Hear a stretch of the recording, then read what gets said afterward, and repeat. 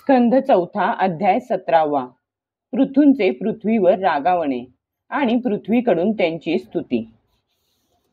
मैत्रेय म्हणतात, अशा प्रकारे जेव्हा बंदीजनांनी महाराज पृथूच्या गुणांचे आणि कर्मांचे वर्णन करून त्यांची प्रशंसा केली, तेव्हा त्यांनी सुद्धा त्यांचा आदर सत्कार करून व त्यांच्या मनाप्रमाणे त्यांना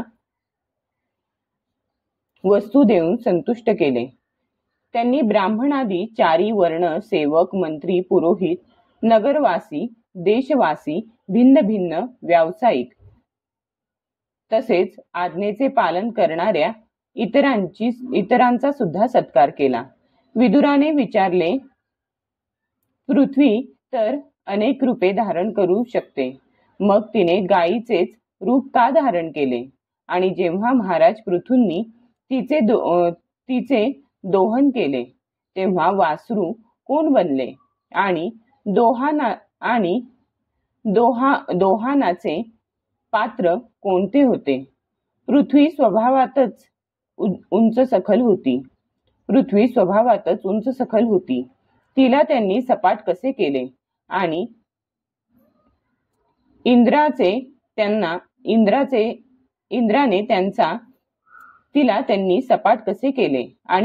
त्यांचा यज्ञाचा घोडा का पळवून नेला?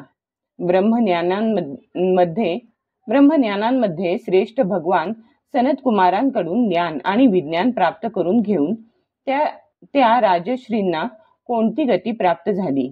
सर्वेश्वर भगवान श्रीकृष्णांनीच पृथु रूपाने अवतार घेतला होता, म्हणून पुण्यकीर्ती श्रीहरींचे त्या पृथु अवताराशी संबंधित जे काही आणखी पवित्र चरित्रे असेल ते सर्व आपण मला सांगावे. मी आपला आणि श्रीकृष्णांचा प्रेमी भक्त आहे.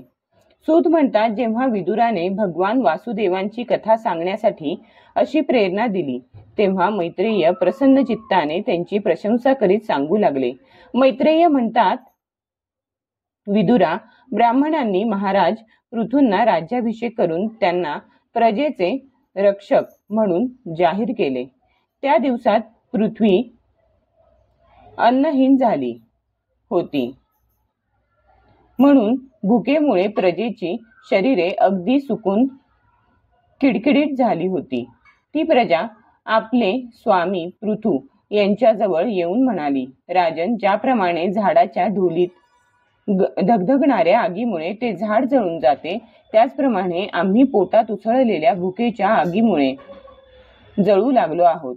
आपण शरणागतांचे रक्षण करणारे आहात आणि आपल्यालाच आमचे अन्नदाते प्रभू म्हणून नेमले आहे, म्हणून आम्ही आज आपल्याला शरण आलो आहोत.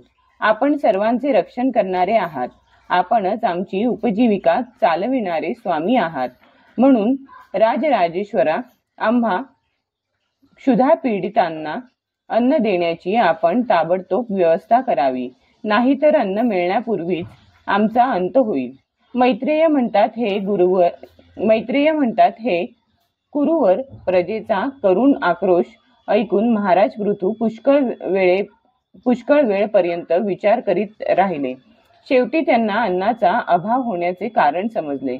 पृथ्वीने स्वतःच अन्न आणि औषधी वनस्पती आपल्यात लपवून ठेवल्या आहेत, असा आपल्या बुद्धीने निश्चय करून त्यांनी आपले धनुष्य उचलले आणि त्रिपुर विनाशक भगवान शंकरांप्रमाणे अत्यंत क्रुद्ध होऊन पृथ्वीला लक्ष्य करून धनुष्याला बाण जोडला. त्यांनी हातात शस्त्र घेतलेले पाहून पृथ्वीचा थरकाप झाला आणि जसे व्याधाने पाठलाग केल्यावर हरिण धावते, त्याप्रमाणे ती घाबरून गायीचे रूप घेऊन पळू लागली. हे पाहून पृथूंचे डोळे रागाने लाल झाले. पृथ्वी जेथे जेथे गेली तेथे धनुष्यावर बाण चढवून त्यांनी तिचा पाठलाग केला. दिशा, उपदिशा, स्वर्ग,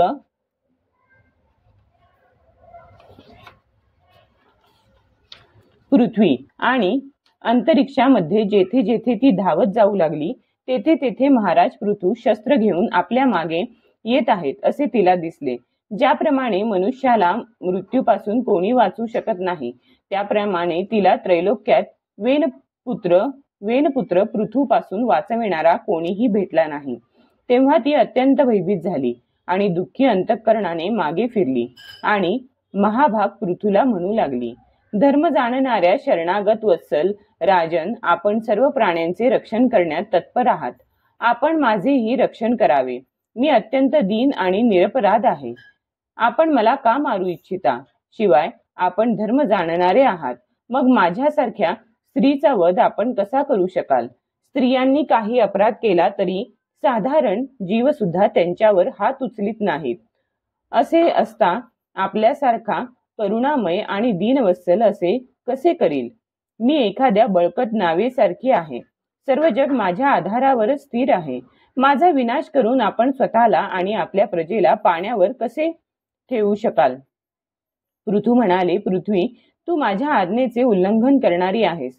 तू यज्ञामध्ये हवीरभाव तर घेतेस, परंतु त्याच्या बदल्यात आम्हाला अन्न देत नाहीस।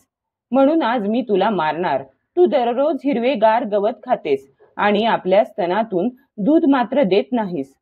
असा दुष्टपणा करीत असल्यामुळे तुला दंड देणे हे अनुचित मानता येणार नाही। तू मूर्खपणाने पूर्वी ब्रह्मदेवाने उत्पन्न केलेल्या अन्न इत्यादींच्या बीजांना आपल्यामध्ये दडवून ठेवले आहेस आणि आताही माझी पर्वा न करता ते आपल्या पोटातून बाहेर काढीत नाहीस। आता मी माझ्या बाणांनी तुला छिन्न विछिन्न करून तुझ्या चरबीने भुकेने व्याकुळ झालेल्या दुःखी प्रजाजनांचा करुण आक्रोश शांत करीन। जो दुष्ट फक्त आपलेच पोषण करणारा आणि इतर प्राण्यांच्या बाबतीत निर्दय असेल, मग तो पुरुष, स्त्री किंवा नपुंसक कोणीही असो, त्याला राजाने मारणे अयोग्य नाही। तू मोठी गर्विष्ठ आणि मदोन्मत्त आहेस। यावेळी मायेनेच हे तू गायीचे रूप धारण केले आहेस।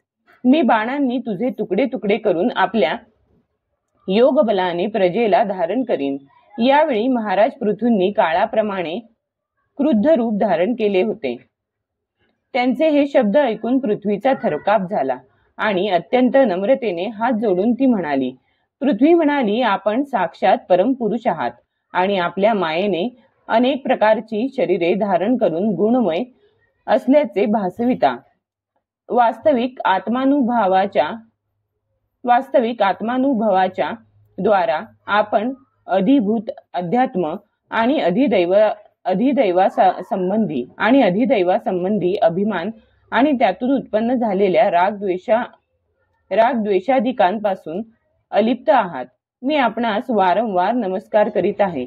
आपण संपूर्ण विश्वाचे निर्माते आहात। आपणच ही त्रिगुणात्मक सृष्टी रचली आहे आणि मला सर्व जीवांचे आश्रयस्थान बनविले आहे। आपण सर्वथा स्वतंत्र आहात। प्रभो, आपण जर शस्त्र घेऊन मला मारण्यासाठी सज्ज झालात तर मी आणखी कोणाला शरण जाऊ? कल्पाच्या आरंभी आपणच आपल्या आश्रयाने राहणाऱ्या अनिर्वचनीय मायेने या चराचरावर जगाची उत्पत्ती केली होती आणि त्या मायेच्या योगानेच आपण हिचे पालन करण्यासाठी तयार झाला आहात। आपण धर्मपरायण आहात। असे असता गायीचे रूप धारण केलेल्या मला कसे मारू इच्छिता? आपण एक असूनही मायेमुळे अनेक रूप आहात असे वाटते। आपण स्वतः ब्रह्मदेवाला उत्पन्न करून त्यांच्याकडून विश्वाची निर्मिती केली आहे। आपण साक्षात सर्वेश्वर आहात। जितेंद्रिय नसलेले लोक आपल्या लीला कसे जाणू शकतील? त्यांची बुद्धी आपल्या न समजणाऱ्या मायेने मूढ झाली आहे। आपणच पंचमहाभूते, इंद्रिये, त्यांच्या अधिष्ठात्री देवता, बुद्धी आणि अहंकार रूप आपल्या शक्तींच्या द्वारा क्रमशः जगाची उत्पत्ती, स्थिती आणि संहार करीत आहात। वेगवेगळ्या कार्यांसाठी वेळोवेळी आपल्या शक्तींचा आविर्भाव तिरोभाव होतो। आपण साक्षात परमपुरुष आणि जगतविधाते आहात। आपणास माझा नमस्कार असो। हे अजन्मा प्रभो, आपणच रचलेले पंचमहाभूते, इंद्रिये आणि अंतःकरण रूप जग ठेवण्यासाठी आदि वराह रूप होऊन मला रसातळातून पाण्याच्या बाहेर काढले होते। अशा प्रकारे एक वेळ माझा उद्धार करून आपण धराधर हे नाव मिळविले होते। आज तेच आपण वीरमूर्ती पाण्यावर नावेप्रमाणे स्थिर राहून माझ्याच आश्रयाने राहणाऱ्या प्रजेचे रक्षण करण्यासाठी तीक्ष्ण धार असलेले बाण घेऊन दूध न देणाऱ्या माझ्या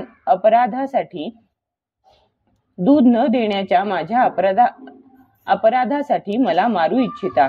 या त्रिगुणात्मक सृष्टीची रचना करणाऱ्या आपल्या मायेने माझ्यासारख्या साधारण जीवांचे चित्त भ्रमित होते.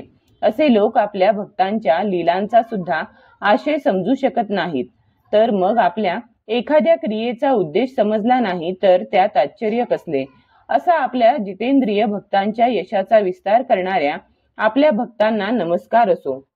अध्याय 17 समाप्त.